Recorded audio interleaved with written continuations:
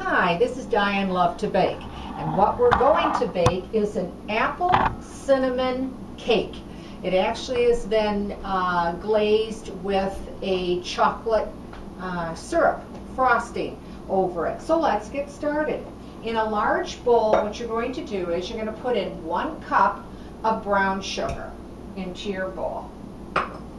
You're also going to be putting in a 1/4 cup of butter, or if you want to go ahead, you can use margarine that's been at room temperature. And what you want to do is just beat the brown sugar and the butter or margarine and just bring those together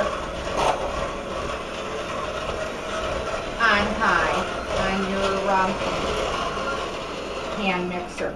The next thing we're going to put in is 1 egg, and that also was at room temperature. So I'll just beat that in till it becomes smooth and it all creams together. And that should only take you a few seconds or so.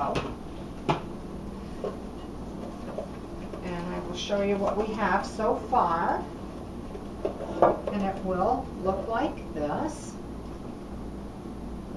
Okay, the next thing you're going to do is put in all-purpose flour, and you're going to need 1 cup of all-purpose flour. And this I'm going to beat a little bit slower because I don't want that flour to go all over. This is a really quick, easy, and fast recipe to make. Now, we're also going to be putting in 1 teaspoon of baking soda. And just mix that in.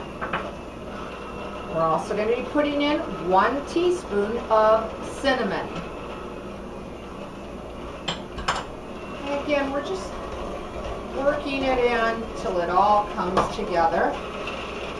You're also going to be needing 1/2 teaspoon of nutmeg. Want to get to the bottom of that bowl and work those sides, get everything mixed in. And you're going to be putting in salt, and you're going to be needing 1/4 teaspoon of salt. And then just combine these. Now, of course, you're going to be needing apples, so what you're going to need is 2 cups of chopped apples, whatever type of apple that you like to make or that you have at home. And I usually do a medium chop on it. You can dice them if you want, if you prefer, but I kind of like the pieces to be a little bit larger when you bite into the cake, but that's going to be up to you. It's also going to make the cake very moist. And here I'm just going to quickly just beat in the apples. Now, they will, as I said, moisten the cake, and if you break up a few apples doing this, that's no problem at all either. Now, once you've done that, just combine everything together, and it's going to be a medium thick batter. You'll see all your nice little chopped apples in there. And then you're going to grease an 8-inch pan. If you don't want to use a round one as I'm using, you go ahead and use an 8-inch square pan. And then just put your cake, the batter here of your cake, and even it out with your spatula or your spoon, whatever you might be using. And just even it out. I want to get this all out of there. And now you're going to bake it at 350 degrees, and it's going to take you anywhere from 25 to 35 minutes to bake this. And start checking it. I like to check mine around 22 minutes or so, because you know how all ovens do set up differently.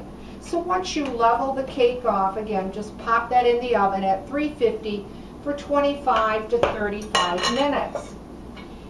Now, I have one to show you once it does come out of the oven, and they will look like this.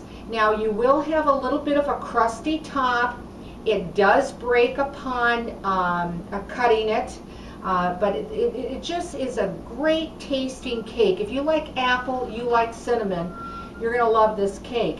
I also take about a quarter of a cup of any brand chocolate syrup.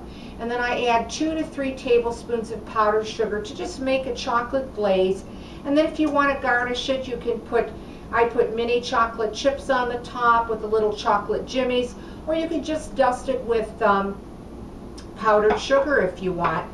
I'm going to cut into it to show you. And again, as I said, it will have a crispy, crusty top to it, and it will not come out in uniform, clean pieces, but the inside will be moist and delicate.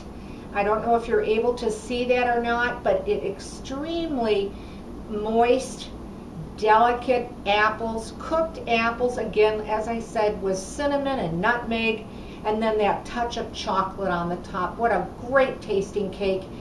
I hope you try this recipe, and if you like it, let me hear from you. I'd like to hear from you. And as always, thanks for watching, and please subscribe.